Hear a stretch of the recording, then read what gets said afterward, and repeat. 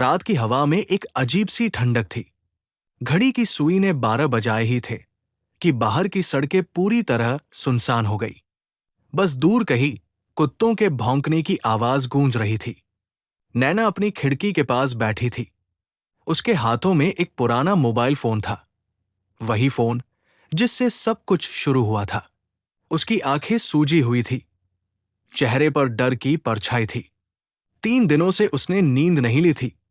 वो खुद से बड़बड़ा रही थी, क्यों आ रही है ये कॉल? क्यों हर रात?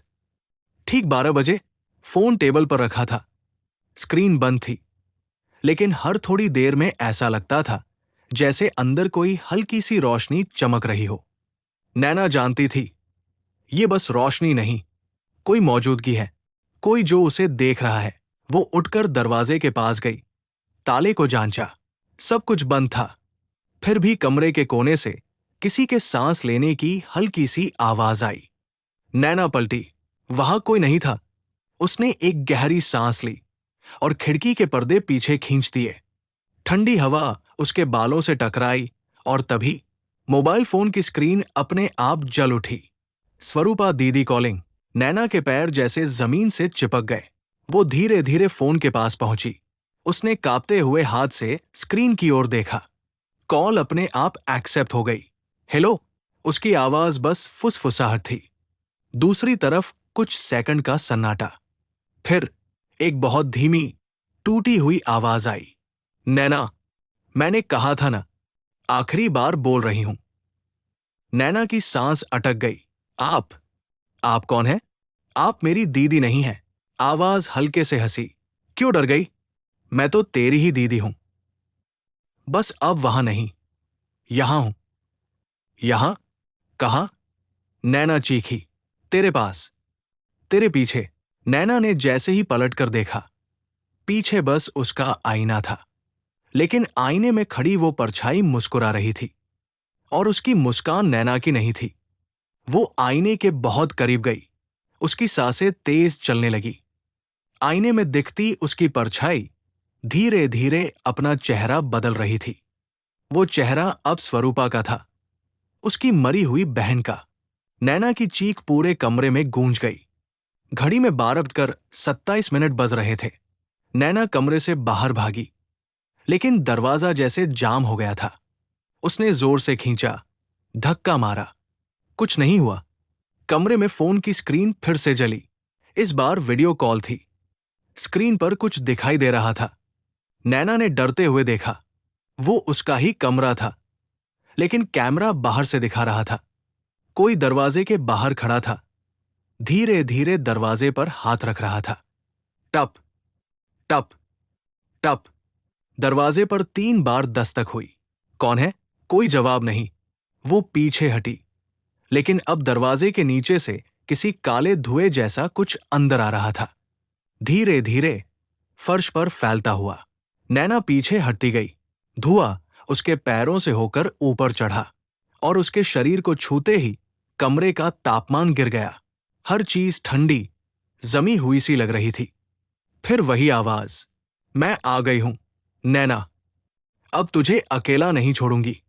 नैना ने कांपते हुए मोबाइल उठाया और स्क्रीन पर देखा। कॉल अब भी चालू थी। कॉल टाइम दिखा रहा था, 12:24 और 31 और स्क्रीन पर लिखा था, connected from the other side. वो जोर से रोने लगी। दीदी, मैंने कुछ नहीं किया, मैंने बस वो दरवाजा खोला था। हाँ, और उसी से मैं लौट आई। अब तेरा दरवाजा बंद नहीं होगा। कमरे की दीवारें हल्के हल्के कांपने लगी। फोटो फ्रेम नीचे गिरने लगे। पर्दे हवा में झूल रहे थे। फर्श पर टंगी घंटी अपने आप बजने लगी। Ton ton ton. नैना ने डर के मारे अपनी आंखें बंद कर ली, लेकिन जब उसने दोबारा खोली, वो कमरे में नहीं थी। वो किसी पुराने अंधेरे हॉल में खड़ी थी। चारों ओर दीवारों पर जले हुए निशान थे, जैसे किसी ने आग लगाई हो।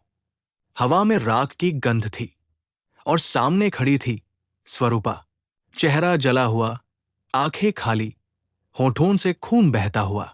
तूने मुझे बंद किया था, नैना। अब मैं तुझे बंद रखूंगी। नैना पीछे हटना चाहती थी, लेकिन उसके पैर हिल नहीं रहे थे। स्वरूपा धीरे धीरे उसके पास आई। उसका चेहरा बिल्कुल पास था। अब हम दोनों साथ रहेंगे, हमेशा। जैसे ही स्वरूपा ने उसका चेहरा छुआ, नैना की चीख अंधेरे में गुम हो गई। अगली सुबह पड़ोसी बोले कि रात भर उसके कमरे से किसी लड़की की चीखें आ रही थी, पर किसी ने दरवाजा नहीं खोला। जब पुलिस पहुंची, उन्होंने दरवाजा तोड़ा। कमरे में सिर्फ एक मोबाइल पड़ा था और दीवार पर लिखा था, अब वो बोलती नहीं, मैं बोलती हूं। मोबाइल में कॉल हिस्ट्री देखी गई। आखिरी कॉल रात 12 पर आई थी और कॉल ड्यूरेशन था 12 आवर्स 3 मिनट्स। उसके बाद नैना कभी नहीं मिली। 3 हफ्ते बाद उस फ्लैट में एक नई लड़की रहने आई। रात को वो अपने कपड़े अलमारी में रख रही थी कि अचानक अलमारी के अंदर कुछ चमका। वो झुकी और देखा, एक पुराना मोबाइल रखा था। स्क्रीन जली और नाम आया, नैना शर्मा कॉलिंग। लड़की मुस्कुराई, शायद पिछली किराएदार का फोन होगा। उसने हंसते हुए कॉल उठाया। हेलो। दूसरी ओर से एक बहुत धीमी, टूटी हुई आवाज आई, तुम्हारा स्वागत है, यहां रातें बहुत लंबी होती है। फोन की स्क्रीन ब्लैंक हुई, फिर अपने आप रिकॉर्डिंग चालू हो गई।